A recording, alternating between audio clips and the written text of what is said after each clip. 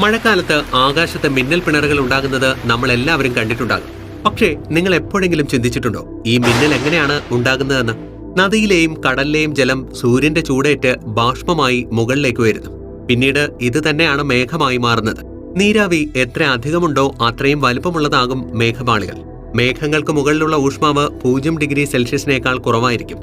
അതുകൊണ്ട് തന്നെ ഈർപ്പമുള്ള ഈ കണങ്ങൾ ചെറിയ ചെറിയ വെള്ളത്തുള്ളികളായി മാറുന്നു. പിന്നീട് കാറ്റ് ഈ വെള്ളത്തുള്ളികളുമായി ഫ്രിക്ഷനിൽ ഏർപ്പെടുമ്പോൾ ഈ കണങ്ങൾ ചാർജ് ചെയ്യപ്പെട്ടുകൊണ്ടിരിക്കുന്നു. ഭാരം കുറഞ്ഞ കണങ്ങൾ കാറ്റിനോടൊപ്പം മുകളിലേക്ക് വരുന്നു. അവ പോസിറ്റീവ് ചാർജുള്ള കണങ്ങളാണ്. എന്നാൽ ഭാരം കൂടിയ കണങ്ങൾ നെഗറ്റീവ് ചാർജുള്ളവയാണ്. അവ താഴേക്ക് കൂടിച്ചേരുന്നു. ഇങ്ങനെ മുകളിലെയും താഴെയുമുള്ള കണങ്ങൾ തമ്മിൽ കൂട്ടിയിടിക്കുമ്പോൾ ആകാശത്ത് വിസ്ഫോടനം നടക്കുന്നു. അങ്ങനെയുള്ള വിസ്ഫോടനത്താലാണ് ആകാശത്ത് മിന്നലുണ്ടാകുന്നത്. മിന്നൽ പിണർ ഒരു തവണ ഒളിമിന്നുമ്പോൾ 30 കോടിയിലധികം വോൾട്ട് അല്ലെങ്കിൽ 30,000 ആംപിയറിന് തുല്യമായ ഇലക്ട്രിസിറ്റിയാണ് ഉണ്ടാക്കപ്പെടുന്നത്.